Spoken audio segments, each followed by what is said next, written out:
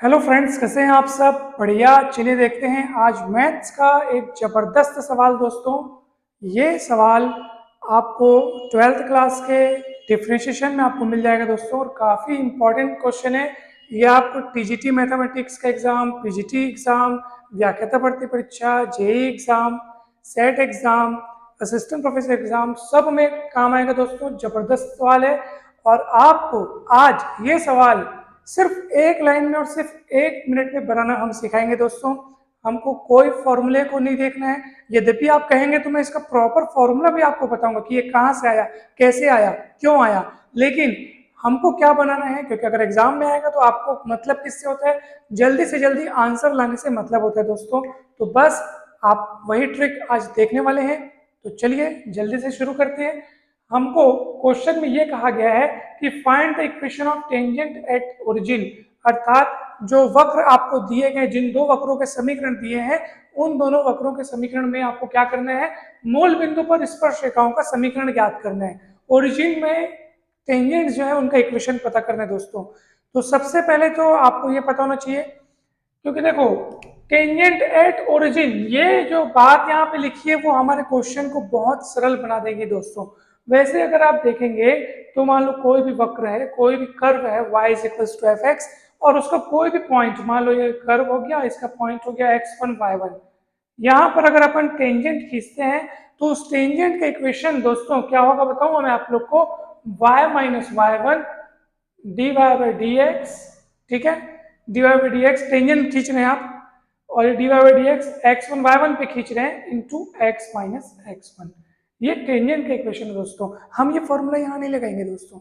हम क्या करेंगे, अच्छा ये टेंजेंट का इक्वेशन हो गया, उसके बाद अगर आपको टेंजेंट निकालना है, आपको एक्स एक्सिस के पैरेलल, वाई एक्सिस के पैरेलल, ये वो, तो उसके लिए अलग अलग काम करते हैं। लेकिन हमको अभी टेंजेंट निकालना है ओरिजिन पर, मूल बिंदु पर टेंजेंट, अर्थात मूल बिंदु पर स्पर्शरेखा निकालने के लिए सिर्फ करना इतना काम है कि आपको दिए गए वक्र के समीकरण में न्यूनतम घात के पदों को इक्वल टू 0 के बराबर रख देना है। फिर से एक बार कहता हूं, वक्र का जो आपको दिया हुआ समीकरण है उसमें न्यूनतम घात के पदों को 0 के बराबर रख दो, खेल खत्म करो, वही आपका टेंजेंट एट ओरिजिन, मूल बिंदु पर स्पर्शिका का समीकरण निकल जाएगा दोस्तों। तो इसमें न्यूनतम घात का पद, ये तो दो घात का पद, ये दो घात का पद है, इसको कैंसिल करो, ये एक घात का पद, ये एक घात का पद, एक घात से और कम वाले पद यहाँ है नहीं, तो चलो अपन इसको इक्वल टू 0 कर देंगे दोस्तों। कहीं कुछ कठिनाई लग रही है क्या? नहीं है तो ओके। तो क्या हो जाएगा बताओ, 18x प्लस 4y बराबर 0। जो कॉमन निकल सकता है उसको निकाल दो, नहीं निकल सकता है उसको रहने दो। मैं तो बोलता हूँ दो कॉमन निकल रहा है, तो 9x plus 2y is equals to 0। आपका आंसर आ गया दोस्तों। यही यही आपका आंसर है, यही टेंजेंट एट ओरिजिन है दोस्तों। ठीक है, तो बस खेल खत्म, आपका आंसर आ चुका है। न्यूनतम घात के पदों को 0 के बराबर रखना है। ठीक है दोस्तों, अब आप कहेंगे कि सर अगर मान लो इस इक्वेशन में कोई कांस्टेंट टर्म होता है, जैसे मान लीजिए यहाँ पे ऐसा लिखा होता है x square plus y square plus 18x plus 4y plus 5 is equals to 0 होता। अब हमारे बताए नियमानुसार, जैसे मैंने आपको बताया कि टेंजेंट एट ओरिजिन पता करने के लिए आपको कर्व के दिए हुए इक्वेशन में क्या करना है, न्यूनतम घात के पदों को 0 के बराबर रखना है, अर्थात जो उसमें लीस्ट डिग्री का जो टर्म रहेगा उसको इक्वल टू 0 करना है। तो हमने यहाँ पे पहले जब 5 नहीं था तो हमारे पास न्यूनतम घात का पद मतलब केवल ये और केवल ये था, क्योंकि देखो ये दोनों के दो दो घात के पद, ये एक एक घात के पद, उस समय ये नहीं था। ठीक है ना, तो भाई इस स्थिति में हमारे पास न्यूनतम घात वाला पद यानी एक एक घात वाला पद। लेकिन अगर हमारे पास कांस्टेंट पद यहाँ पे होता तो दोस्तों आप ध्यान रखिए, अगर आपके इक्वेशन में कांस्टेंट टर्म है तो फिर कांस्टेंट टर्म की पावर 0 मानी जाती है। क्यों बताऊं, क्योंकि देखो यहाँ पे आप उसके साथ में वेरिएबल नहीं है, जिस टर्म में वेरिएबल का नामो निशान न हो वो कांस्टेंट टर्म, और कांस्टेंट टर्म में आप वेरिएबल की पावर 0 लगा के तो लिख सकते हैं ना। अब देखो इसकी पावर हो गई 0, तो ये शून्य घात का पद है, यानी कि अब देखो हमारा नियम क्या कहता है कि न्यूनतम घात के पद को अपने को शून्य के बराबर रखना है। अब आप बोलेंगे सर अगर मान लो यहाँ पे कांस्टेंट के रूप में कुछ है, अब आप उसको 0 के बराबर रखो, तो भैया ये 5 बराबर 0 तो रख नहीं सकते, ऐसा तो होता नहीं है। तो ऐसी स्थिति में आप समझ जाना कि मूल बिंदु पर स्पर्शरेखा का समीकरण नहीं हो सकता, यानी कि मूल बिंदु पर स्पर्शरेखा नहीं है। तो आप समझ गए कि अपने को न्यूनतम घात के पदों को शून्य के बराबर रखना है और वहां से जो समीकरण मिल सके, जो उचित समीकरण जो आपको मिलेगा, जो रेखा के रूप में मिलेगा, तो वही मूल बिंदु पर स्पर्शरेखा का समीकरण है। अगर मान लो उस वक्र के समीकरण में अचर पद है तो समझ लीजिए कि फिर मूल बिंदु पर स्पर्शरेखा का समीकरण का अस्तित्व नहीं है, मूल बिंदु पर स्पर्शरेखा नहीं है। दोस्तों वास्तव में अगर किसी वक्र के समीकरण में आपको अचर दिखाई दे रहा है, अचर पद दिखाई दे रहा है, तो वो उस स्थिति में मूल बिंदु इस वक्र के समीकरण को संतुष्ट ही नहीं करता, या यूं कहें कि मूल बिंदु से वो वक्र गुजरता ही नहीं है।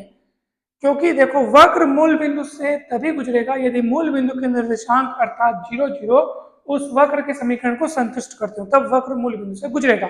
और जब वक्र मूल बिंदु से गुजरेगा तब मूल बिंदु पर स्पर्शरेखाओं का समीकरण ज्ञात करने के लिए आपको न्यूनतम घात के पदों को शून्य के बराबर रखना पड़ता है। तो मुझे पूरी उम्मीद है कि अब आपको ये पूरी कहानी अच्छे से समझ में आ गई होगी कि अगर इसमें कांस्टेंट टर्म होता तो फिर मूल बिंदु पर स्पर्शरेखाओं का समीकरण नहीं निकल सकता था, क्योंकि तब वक्र मूल बिंदु से गुजरता ही नहीं है। दोस्तों ये ट्रिक्स बहुत काम की है, मुझे पूरी उम्मीद है कि आपको ये ट्रिक्स बहुत पसंद आई होगी। वीडियो को जरूर लाइक कीजिए और चैनल को सब्सक्राइब कीजिए। और आपके लिए ये होमवर्क है दोस्तों, ये दूसरा क्वेश्चन, यहाँ पे आपको जो वक्र का समीकरण दिया है, इक्वेशन ऑफ कर्व जो आपको दिखाई दे रहा है, आपको इस कर्व के लिए टेंजेंट एट ओरिजिन आपको पता करना है, मूल बिंदु पर स्पर्शरेखा का समीकरण आपको पता करना है, ट्रिक्स आपको पता है, मेथड आपको पता है, जल्दी से सॉल्व कीजिए। आपका आंसर स्ट्रेट लाइन के इक्वेशन के रूप में आना चाहिए, सरल रेखा के समीकरण के रूप में आना चाहिए दोस्तों, क्योंकि वास्तव में मूल बिंदु पर स्पर्श रेखा मतलब एक रेखा के समीकरण के रूप में आना चाहिए। हो सकता है एक से अधिक स्पर्श रेखाएं हो, तो वो आप चेक कीजिए और सॉल्व करके कमेंट करके आंसर बताइए दोस्तों। कमेंट अवश्य करना ताकि मुझे पता चले कि ये वीडियो आपको बहुत मतलब आपको आपके लिए हेल्पफुल है ये वीडियो, तो आप जरूर देखिए दोस्तों। और चैनल को सब्सक्राइब करना ना भूलें, वीडियो को लाइक करना ना भूलें।